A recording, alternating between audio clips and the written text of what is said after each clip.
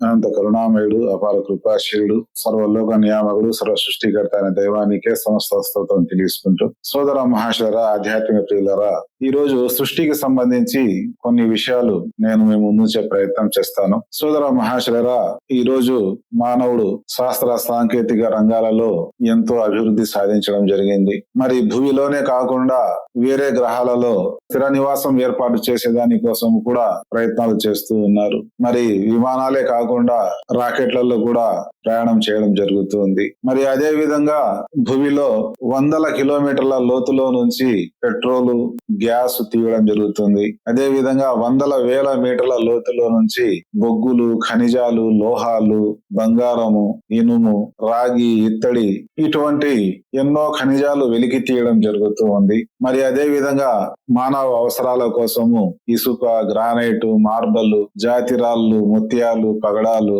ఇటువంటి ఎన్నో విలువైన వస్తువులు మానవుడు అన్వేషిస్తూ ఉన్నాడు. అదే విధంగా సముద్రంలో నుంచి ముత్యాలు ఇంకా రకరకాల వస్తువులు ఉనికిలోకి తీసే ప్రయత్నం చేస్తూ ఉన్నాడు. మరి వీటన్నిటిని వినియోగించుకునే దాని కోసము ఎన్నో తెలివితేటలు ఉపయోగిస్తూ ఉన్నాడు. మరి శాస్త్ర సాంకేతిక రంగాలలో ఇంత అభివృద్ధి సాధించిన వాడు ఆకాశంలో నిచ్చెన వేసి రాకెట్లలో ప్రయాణం చేస్తూ ఉన్నాడు. అంతరిక్షంలో ప్రయాణం చేస్తూ ఉన్నాడు. అదే విధంగా సముద్రంలో అన్వేషణ చేస్తూ ఉన్నాడు. భూమిలో కూడా వందల మీటర్లు, కిలోమీటర్ల వరకు రంధ్రాలు వేసి తన అవసరాలకి కావలసిన ఖనిజాలను, లోహాలను, పెట్రోల్ ని తీయడం జరుగుతుంది. మరి ఏ సృష్టికర్త అయితే ఇవన్నీ కూడా ఏర్పాటు చేశాడో పెట్రోల్ రూపంలో, వజ్రాల రూపంలో, ఇనుము రూపంలో, మరి ఆ ఖనిజాలను వెలికి తీసి రకరకాల యంత్రాలు తయారు చేస్తూ ఉన్నాడు. తన మేధస్సును, తెలివితేటలను, బుద్ధి, జ్ఞానాలను వినియోగిస్తూ ఉన్నాడు. మరి ఇన్ని తెలివితేటలు ఉన్న వ్యక్తి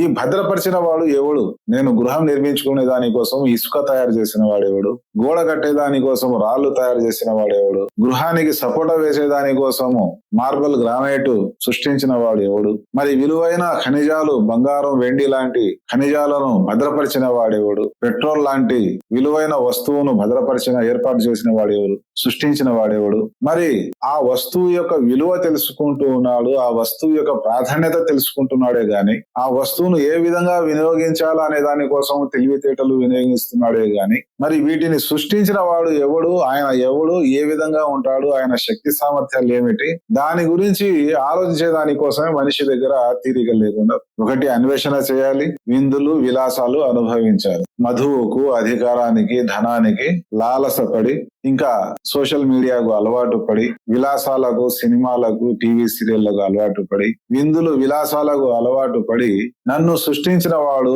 నా అవసరాల కోసము ఇన్ని విలువైన వస్తువులను సృష్టించిన వాడు ఎవడైతే ఉన్నాడో వాని గురించి ఆలోచించే దాని కోసం మనిషి సిద్ధంగా లేదు. అందుకోసమే పశువుకు 4 పాదాలు ఉంటే తన సృష్టికర్తను, తన యజమానిని, తన పాలకుడిని, తన పోషకుడిని గుర్తించని వాడు ఎవడైతే ఉన్నాడో వాడిని వింత జీవిగా తెలియజేయడం జరిగింది. 2 పాదాల పశువుగా, వాస్తవానికి చదువు లేని వాడు వింత పశువు అని చెప్తూ ఉంటారు. కానీ మనిషి చదువుకొని కూడా శాస్త్ర సాంకేతిక రంగాల అభివృద్ధి సాధించిన తరువాత కూడా పశువుగా మారిపోతున్నాడు అంటే ఎంత విచిత్ర విషయమో మనం ఒకసారి ఆలోచించవలసిన అవసరం ఎంతైనా ఉంది సోదర మహాశయులారా. అందుకోసము మనమైనా గాని మన యజమానిని సృష్టించామా, గుర్తించామా లేదా? అందుకోసమే ఒక మేధావిని, ఒక పండితుడిని అడిగినప్పుడు, లెనిన్, కార్ల్ మార్క్స్ గురించి అడిగినప్పుడు పెద్ద పెద్ద మేధావులు, శాస్త్రవేత్తలు, ఆర్థిక సిద్ధాంతాలు తెలిపిన వారు కాబట్టి మరి వారి గురించి మీ అభిప్రాయం ఏమిటి ఒక పండితుడిని అడిగినప్పుడు, నా దృష్టిలో వారు పాలు త్రాగే పిల్లల కంటే కూడా అవివేకులు అని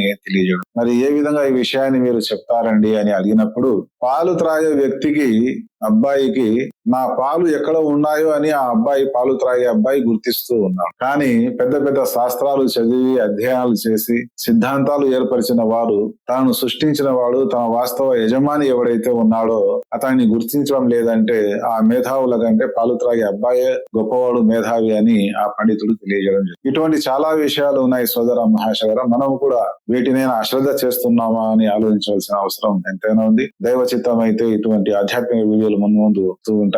ఏవైతే విషయాలు చెప్పామో, విన్నామో, అర్థం చేసుకుని ఆచరించి సద్బుద్ధి కలిగిన దేవుని వేడుకుంటున్నాను. అస్సలాము అలైకుం వరహమతుల్లాహి వబరకాతుహు.